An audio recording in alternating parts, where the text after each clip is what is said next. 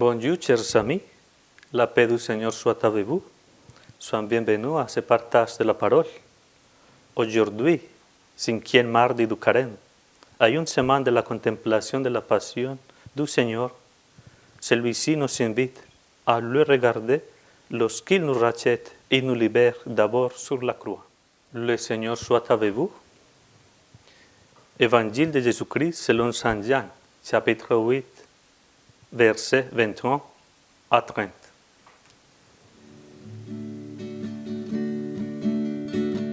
Honneur et gloire à toi, Seigneur, Jésus, source d'amour, toi le chemin de vie, le roi de la paix, Jésus, Jésus, Jésus. Honneur et gloire à toi, Seigneur, Jésus, parole de vie,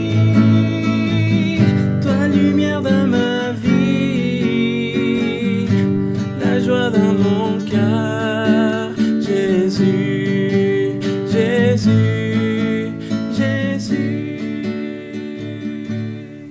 En ce temps-là, Jésus disait aux pharisiens, « Je m'en vais, vous me chercherez et vous mourrez dans votre péché. Là où moi je vais, vous ne pouvez pas aller. » Les Juifs disaient, « Vaut-il donc se donner la mort, puisqu'il dit, là où moi je vais, vous ne pouvez pas aller ?» Il leur répondit, « Vous, vous êtes d'en bas, moi je suis d'en haut. Vous, vous êtes de ce monde, moi je ne suis pas de ce monde. C'est pourquoi je vous ai dit que vous mourrez dans vos péchés. En effet, si vous ne croyez pas que moi je suis, vous mourrez dans vos péchés. » Alors, il lui demandait, « Toi, qui es-tu » Jésus leur répondit, « Je n'ai pas cessé de vous le dire. À votre sujet, j'ai beaucoup à dire et à juger. D'ailleurs, celui qui m'a envoyé dit la vérité, et ce que j'ai entendu de lui, je le dis pour le monde. » Ils ne comprirent pas qu'il leur parlait du Père. Jésus leur déclara, « Quand vous saurez élever le Fils de l'homme, alors vous comprendrez que moi, je suis, et que je ne fais rien de moi-même. Ce que j'ai dit là, je l'ai dit comme le Père me l'a enseigné. Celui qui m'a envoyé est avec moi.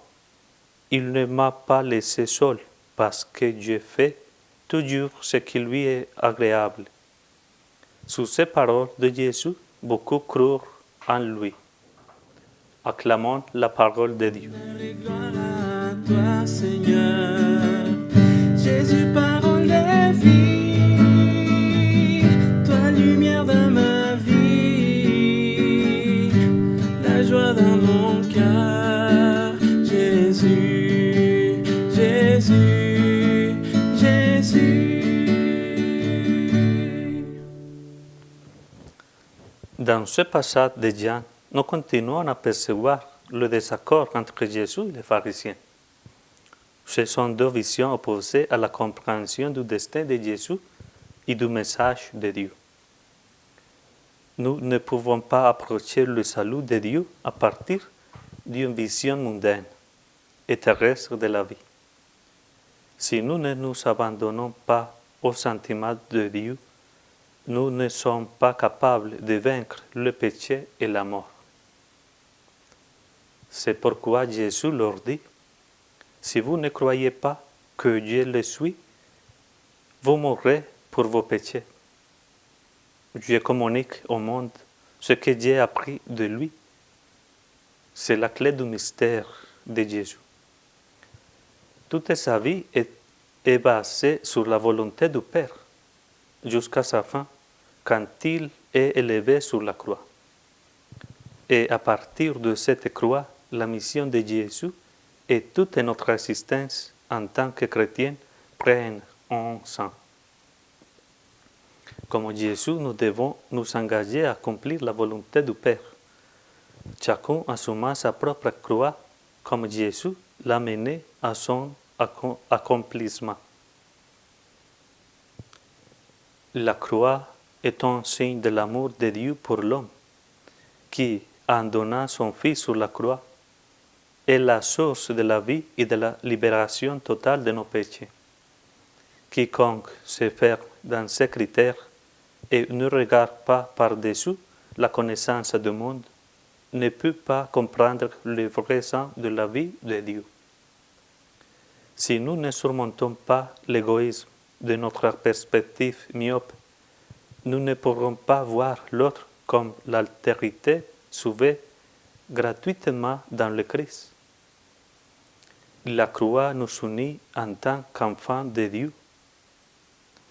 Faire la volonté de Dieu suppose d'être dans la perspective de la croix, du détachement personnel pour accomplir la mission salvifique avec le Christ. Nous entrons dans la dynamique de l'amour de Dieu qui nous a aimés le premier et nous sommes capables d'aimer notre prochain, car c'est le commandement et le modèle que Dieu nous demande. Mais que signifie ce commandement de l'amour du point de vue de la croix?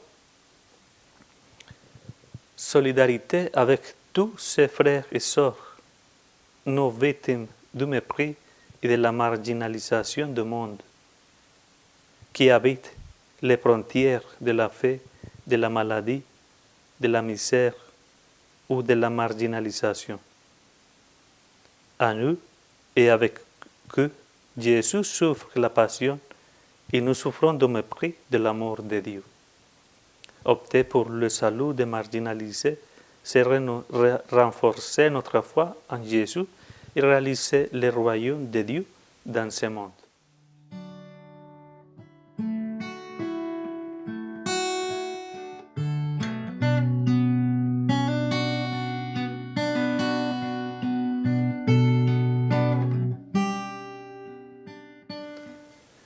Nous pouvons dire aujourd'hui, Seigneur, je crois fermement en toi.